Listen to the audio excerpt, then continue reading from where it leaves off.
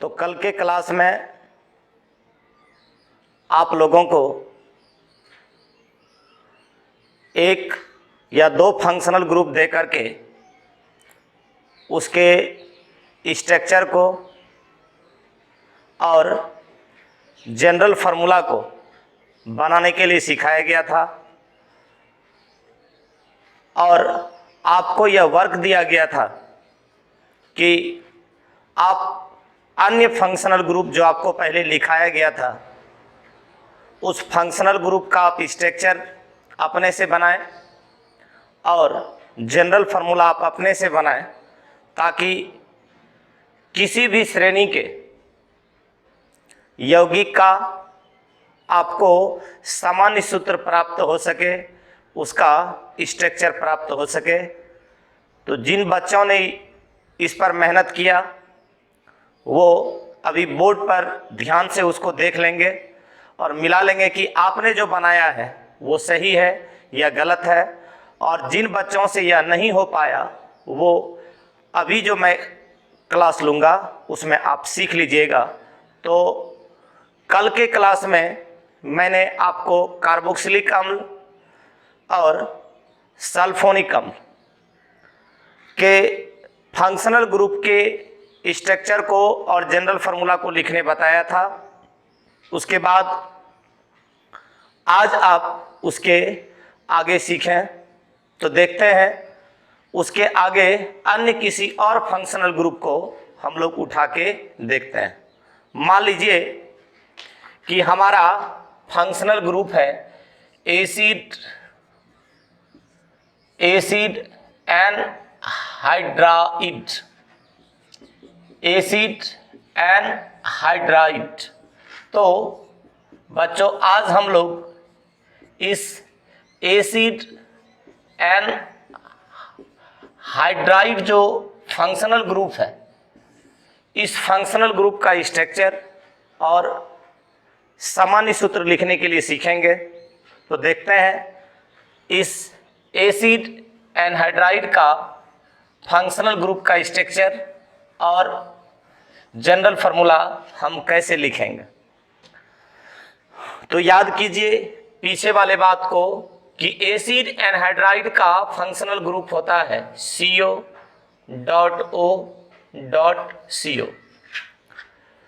आपको पता है कि कार्बन 4 बॉन्ड बनाता है और ऑक्सीजन 2 बॉन्ड बनाता है अपना ऑक्टेट, अपना अष्टक कंप्लीट करने के लिए, अपना अष्टक पूरा करने के लिए।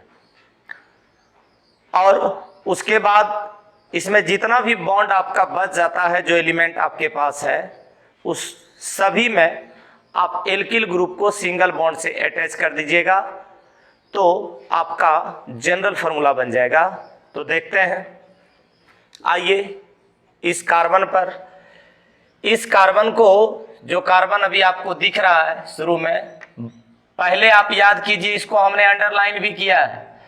इस अंडरलाइन कार्बन का गिनती होता है पेरेंट चेन में, बहुत काम देगा आपको बाद वाले क्लास में। तो सी पर आ जाइए। तो जब इस सी को देखते हैं ये कार्बन 4 बॉन्ड बनाएगा, ऑक्सीजन है, डबल बॉन्ड ऑक्सीजन के साथ जोड़ दिया। तो मेरा सी और O का तो बॉन्ड कंप्लीट हो गया, 2 बॉन्ड, लेकिन कार्बन का बॉन्ड अभी पूरा नहीं हुआ है। तो चलिए ऑक्सीजन पे देखते हैं। ये ऑक्सीजन को देखिए, ये ऑक्सीजन 2 बॉन्ड बनाएगा, 1 बॉन्ड कार्बन के साथ बनाया, 1 बॉन्ड और बनाएगा ही, तो 2 बॉन्ड इस ऑक्सीजन का भी पूरा हो जाएगा। अब ले लीजिए यहाँ पर आ गए हम लोग इस कार्बन पर, ये कार्बन लिखे, ये कार्बन अभी इस ऑक्सीजन के साथ सिंगल बॉन्ड बना चुका है। इसके बाद देख लीजिए ऑक्सीजन है, इस ऑक्सीजन को हम डबल बॉन्ड से जोड़ देते हैं। तो देखा क्या जाता है, इसको देखिए, इस कार्बन को आप गौर से देखिए, ये कार्बन डबल बॉन्ड ऑक्सीजन के साथ, सिंगल बॉन्ड ऑक्सीजन के साथ है। कहने का मतलब है इसका 3 बॉन्ड कंप्लीट है। तो 1 बॉन्ड बच गया, 1 बॉन्ड इसका बच गया। और यहां भी देखिए सेम कंडीशन है, यहां भी इसका 1 बॉन्ड बच गया। तो एक बॉन्ड इसमें भी R लगा लेते हैं, एक बॉन्ड इसमें भी R लगा लेते हैं। तो ये तो फंक्शनल ग्रुप का स्ट्रक्चर था, और जब आप इसमें R लगा लेते हैं तो ये इसका जनरल फॉर्मूला बन जाता है। कहने का सेंस ये है कि जब तक आप R नहीं जोड़ते हैं तब तक ये एसिड एनहाइड्राइड का जो फंक्शनल ग्रुप है उसका ये स्ट्रक्चर हो गया। और ये तो हो गया फंक्शनल ग्रुप का स्ट्रक्चर। जैसे ही आप इसमें R जोड़िएगा, जैसे ही R आप इसमें जोड़िएगा तो ये बन गया एसिड एनहाइड्राइड का जनरल फार्मूला। हो सकता है कि ये जो आप R देख रहे हैं, ये जो आप R देख रहे हैं ये डिफरेंट भी हो सकता है। सेम अगर ऐसे है तो ये डिफरेंट भी हो सकता है। कार्बन ऑक्सीजन के साथ डबल बॉन्ड है, गौर से देखिए। ये R एल्किल ग्रुप हुआ, एल्किल ग्रुप बार बार आप पढ़ रहे हैं। ये ऑक्सीजन सिंगल बॉन्ड से जुड़ा है, यहाँ पर कार्बन डबल बॉन्ड। ये तो यहाँ पर ये एल्किल ग्रुप डिफरेंट भी हो सकता है। तो ऐसे या इस प्रकार से आप इसका स्ट्रक्चर, ऐसे स्ट्रक्चर R लगा देने से जनरल फार्मूला आप इसका लिख सकते हैं। तो ये हो गया एसिड एनहाइड्राइड का जनरल फार्मूला। ये हो गया जनरल फार्मूला, दैट मीन्स सामान्य सूत्र। ये हो गया एसिड एनहाइड्राइड का सामान्य सूत्र अथवा जनरल फार्मूला। इसका आपको बहुत आगे के कंपाउंड में जब आप रिएक्शन सीखिएगा बनाने के लिए तो बहुत काम देगा। इसी प्रकार से और कंपाउंड को भी हम देख सकते हैं। मान लीजिए कि आपने और एस्टर को देखा होगा, एल्डिहाइड को देखा होगा, कीटोन का तो मैंने आपको बताया था। तो आप उसके स्ट्रक्चर को पहले फॉर्म करें, फिर उसके जनरल फार्मूला को फॉर्म करें, ताकि हर एक सीरीज के जनरल फार्मूला को आप आसानी से लिख सकें। मान लीजिए कि हमको एस्टर का कल आपको बताया गया था, एस्टर का कल आपको जनरल फार्मूला बताया गया है। तो चलिए चलते हैं एल्डिहाइड पे। मान लीजिए हमको एल्डिहाइड का आज सीखना है। तो एल्डिहाइड में आप क्या कर सकते हैं, एल्डिहाइड का सीखना है। तो एल्डिहाइड का फंक्शनल ग्रुप होता है CHO। एल्डिहाइड का फंक्शनल ग्रुप होता है CHO। ये सारी बातें आपको याद रखनी है। और एल्डिहाइड का फंक्शनल ग्रुप हो गया CHO। अब हम इसके स्ट्रक्चर को देखेंगे। सेंट्रल एटम में जितने बॉन्ड खाली रह जाएंगे हम R लगा के उसका जनरल फार्मूला बना देंगे। तो देखिए एल्डिहाइड CHO, एक C है, एक H है, एक O है। तो C ये हो गया। अगर ऑक्सीजन को हम डबल बॉन्ड से जोड़ देते हैं तो ऑक्सीजन का तो ऑक्टेट कंप्लीट।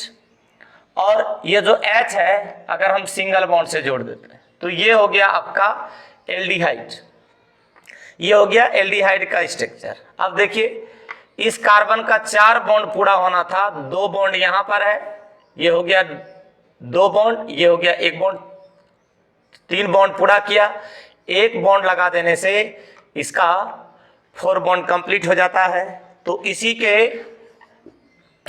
जनरल फार्मूला पे आइए। इसी का अगर आपको जनरल फार्मूला लिखना है तो मान लीजिए इसका जनरल फार्मूला लिखना है।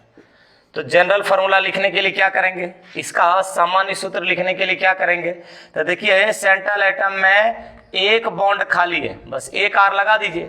तो 1 R यहाँ पर हम लगा देते हैं, 1 R लगा दीजिए।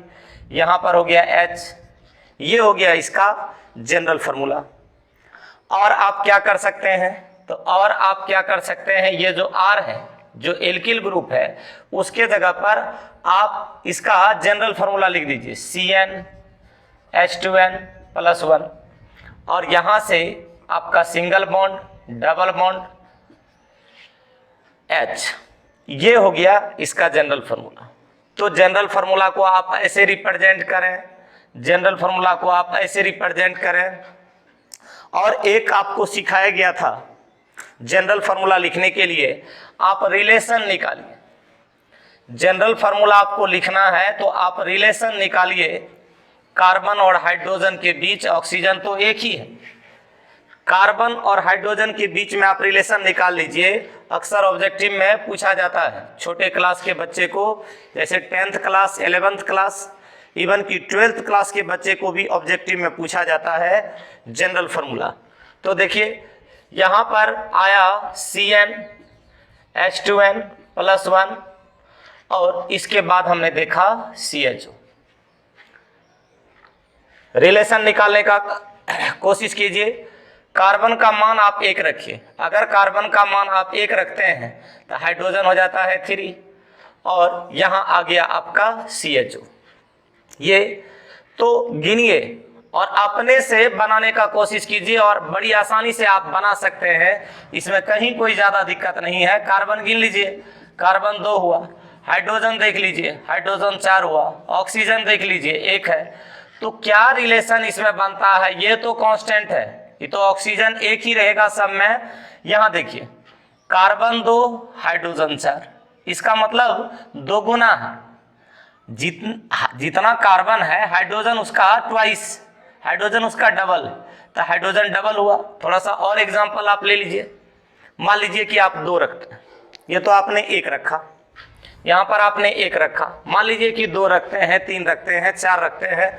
अगर हर एक कंडीशन में रिजल्टेंट सेम रहे, परिणाम उसका वही निकले, तो आप ये समझ लीजिए कि जो हम रिलेशन निकाले हैं वह सही है। तो देखिए अगर हम 2 रखते हैं, अगर हमने 2 रखा तो क्या हो जाएगा, 2 गुना से 1 ज़्यादा, 2 गुना से 1 ज़्यादा, ट्वाइस एंड मोर देन 1, तो ये हो जाएगा 5। यहाँ पर क्या है CHO। अब आप फिर देखिए तो कार्बन यहाँ पर 2, यहाँ पर 1, 2 और 1, ये हो गया कार्बन का नंबर कितना 3। हाइड्रोजन देख लीजिए, यहाँ पर 5, यहाँ पर 1, तो ये हो गया आपका 6। देख लीजिए फिर रिलेशन देख लीजिए, कार्बन और हाइड्रोजन में रिलेशन देख लीजिए, ये दुगुना है।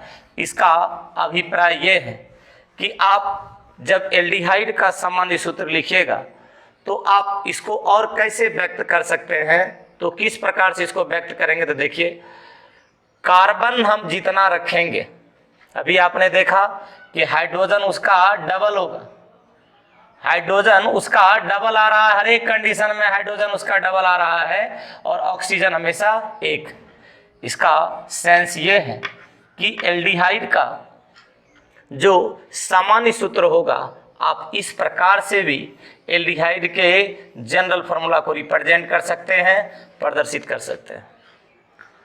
तो इसके आगे भी आप देखिए, एस्टर का आपने कल सीखा था, एल्डिहाइड का सीखा, कीटोन का भी आपने कल सीखा था। तो आप और इसके सामान्य सूत्र को बनाने का कोशिश कीजिए। मान लीजिए कि आपको मिलता है acid chloride, acid chloride, acid chloride का हमको जनरल फार्मूला बनाना है, एसिड क्लोराइड का हमको स्ट्रक्चर लिखना है।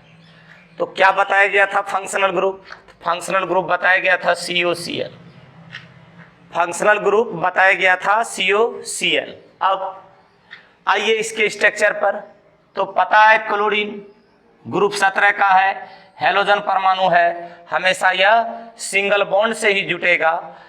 जोड़िए, कार्बन को ऑक्सीजन के साथ पहले डबल बॉन्ड से जोड़ देते हैं, जोड़ दिए। क्लोरीन सिंगल बॉन्ड से जुड़ेगा, जोड़ दिए।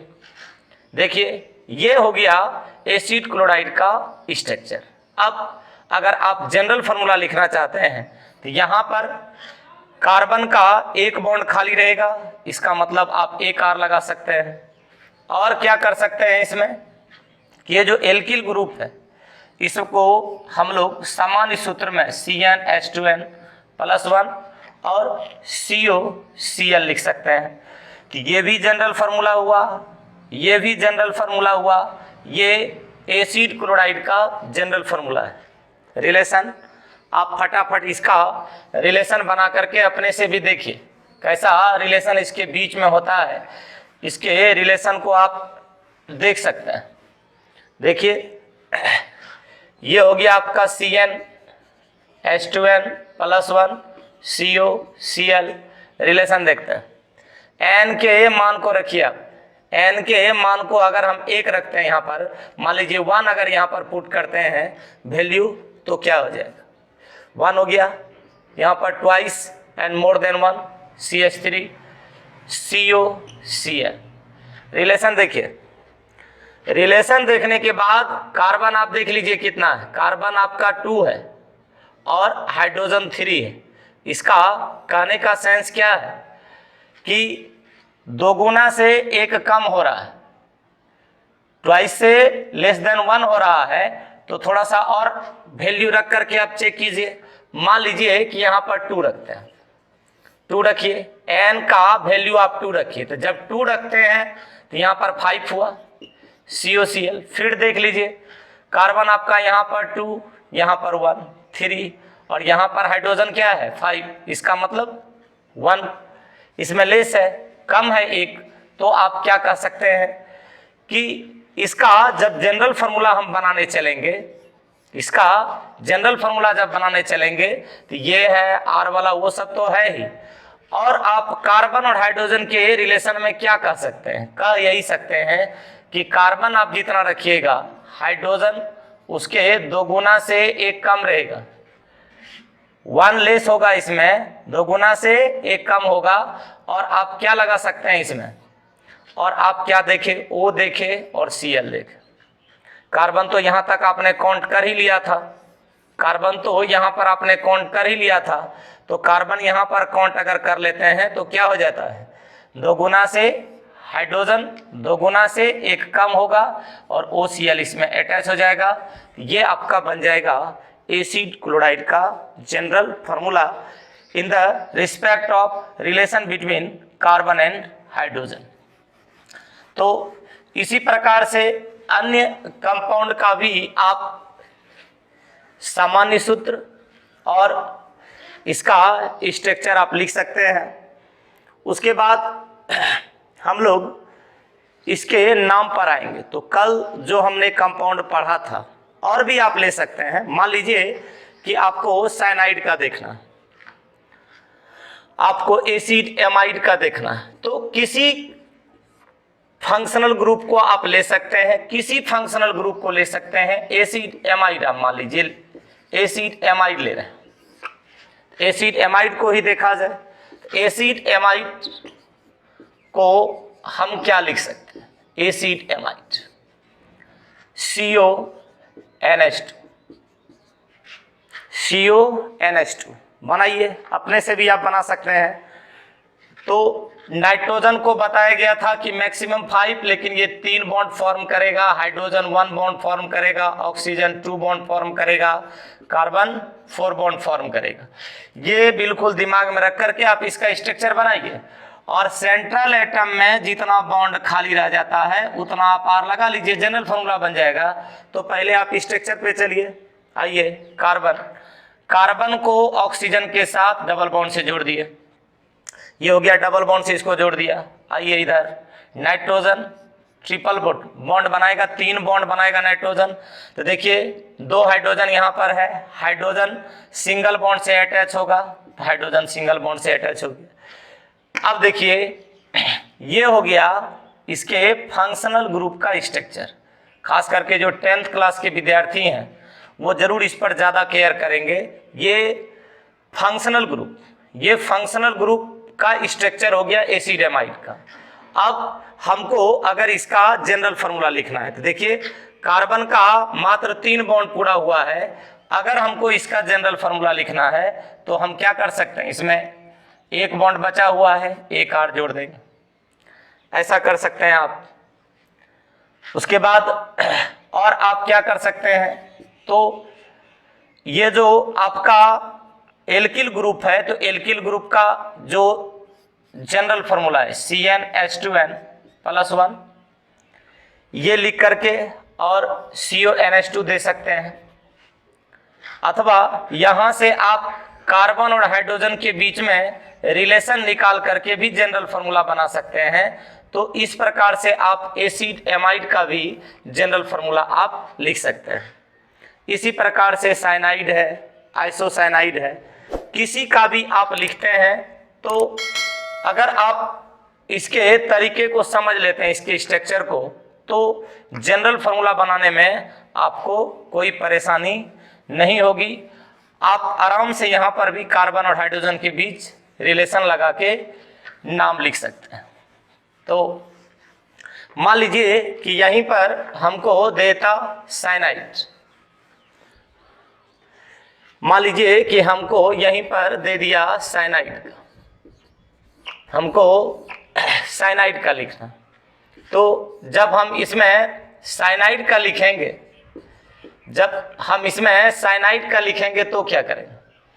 तो साइनाइड का अगर लिखेंगे तो क्या करेंगे? देखिए साइनाइड का क्या हो गया? CN।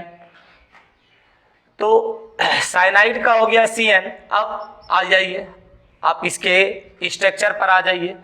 तो जब आप इसके स्ट्रक्चर पर आ जाएंगे तो क्या देखेंगे? देखिए ये हो गया C, इसको चाहिए 4 बॉन्ड, ये नाइट्रोजन, इसको चाहिए 3 बॉन्ड, तो कार्बन नाइट्रोजन के साथ ट्रिपल बॉन्ड बना लिया।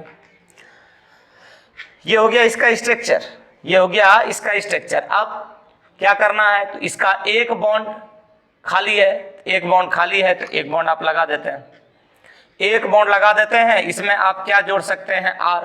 ये हो गया एल्किल, ये हो गया एल्किल। और ज्यादा आप क्या कर सकते हैं? और ज्यादा कर सकते हैं कि आप एल्किल का जनरल फार्मूला लिख लीजिए। तो इसका जनरल फार्मूला हो गया CnH2n+1 और CN। आप इसको ट्रिपल बॉन्ड फॉर्म में भी लिखिएगा ऐसे, तो कोई दिक्कत नहीं। ऐसे इसका आप लिख सकते हैं। इसकी भरपूर आवश्यकता है आगे आने वाले क्लास में, इसलिए इसके स्ट्रक्चर को, इसके जनरल फार्मूला को आप निश्चित रूप से दिमाग में रखें। इसी में मान लीजिए कि आ गया आइसो, इसी में मान लीजिए कि आ गया आइसोसाइनाइड, इसी में आ गया आइसोसाइनाइड, तब क्या करेंगे? आइसोसाइनाइड का क्या होता है? आइसोसाइनाइड का होता है NC, आइसोसाइनाइड का होता है NC। बनाइए स्ट्रक्चर, स्ट्रक्चर जब इसका फॉर्म कीजिएगा तो क्या होगा? नाइट्रोजन ज्यादा से ज्यादा 3 बॉन्ड फॉर्म कर सकता है, ज्यादा से ज्यादा, यहां पर ऑक्टेट कंप्लीट करने के लिए, और कार्बन को चाहिए 4। तो एक एल्किल ग्रुप तो इधर से जुटेगा भी, क्योंकि कोई भी फंक्शनल ग्रुप का बगैर एल्किल ग्रुप के कोई वजूद नहीं होता है, तो एक बॉन्ड तो इसको जुटने के लिए रहना जरूरी है।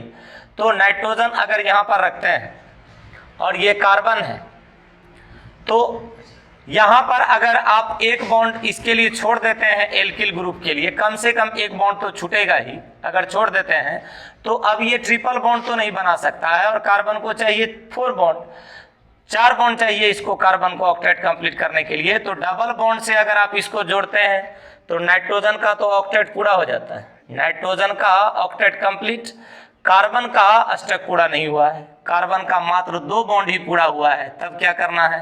तो आपको बताया गया था कि इसमें लोन पेयर ऑफ इलेक्ट्रॉन रहता है नाइट्रोजन, ये इलेक्ट्रॉन बंध निर्माण में भाग नहीं लेता है, इसलिए इस इलेक्ट्रॉन को बोलते हैं निर्जन युग्म। ये इलेक्ट्रॉन का निर्जन युग्म, जो इलेक्ट्रॉन बंध निर्माण में भाग नहीं लेता है, जो इलेक्ट्रॉन बंध निर्माण में भाग नहीं लेता है, वो हो गया इलेक्ट्रॉन का निर्जन युग्म।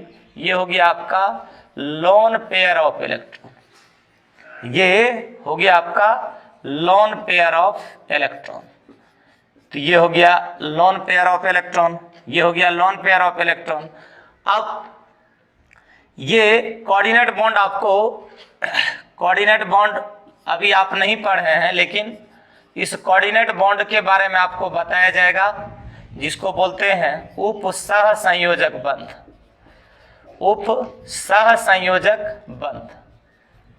इस नाइट्रोजन का ऑक्टेट कंप्लीट, इसका अष्टक पूरा है, और अष्टक पूरा होने के बाद इसके पास एक जोड़ा इलेक्ट्रॉन बचा हुआ है। तो ऐसे कंडीशन में क्या करेगा? यह उसको डोनेट कर देगा, यह बन जाएगा डोनर और ये बन जाएगा एक्सेप्टर, ये हो जाएगा दाता, ये हो जाएगा ग्राही, और इसके बीच में बंध बन जाएगा उप सहसंयोजक बंध। उप सहसंयोजक बंध भी सहसंयोजक बंध का ही एक प्रकार है। और 11 का जब केमिकल बॉन्डिंग चैप्टर आएगा उसमें हम आपको इसको बड़े विस्तार से बताएंगे कोऑर्डिनेट बॉन्ड को। जब हम लोग बॉन्डिंग सीखेंगे तब केमिकल बॉन्डिंग चैप्टर जब आएगा तो उसमें आप इस चीज को विस्तार से सीखिएगा कोऑर्डिनेट बॉन्ड को। उसमें ionic bond, covalent bond, coordinate bond, इस सब बॉन्ड का एक्सप्लेनेशन होगा। अभी आप ये जान लीजिए कि इसका नाइट्रोजन का ऑक्टेट कंप्लीट है और इस नाइट्रोजन का ऑक्टेट कंप्लीट होने के बाद इसके पास एक पेयर इलेक्ट्रॉन और डोनर वही हो सकता है।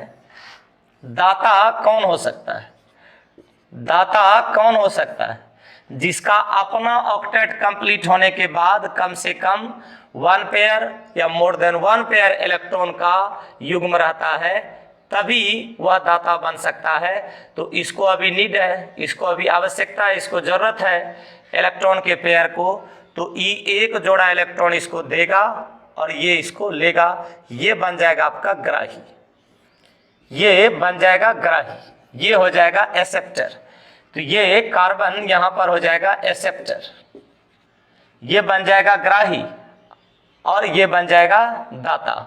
तो क्या होगा? कोऑर्डिनेट बॉन्ड फॉर्म होगा। यहां पर कोऑर्डिनेट बॉन्ड फॉर्म होगा। तो आप इस चीज को कैसे लिख सकते हैं? देखिए इस चीज को हम कैसे लिख सकते हैं। ये नाइट्रोजन रहा, यहां पर डबल बॉन्ड पहले से है, ये कार्बन है और यहां पर सिंगल बॉन्ड है। तो ये एक पेयर इलेक्ट्रॉन उसको दे रहा है, ये हुआ कोऑर्डिनेट बॉन्ड। और जहां पर आप ये टेल देख रहे हैं तो टेल इंडिकेट करता है डोनर को और ये हो गया हेड। तो हेड हो गया एक्सेप्टर, इसका मतलब कार्बन एक्सेप्ट कर रहा है और नाइट्रोजन उसको दे रहा है। ये हो गया दाता, ये हो गया ग्राही।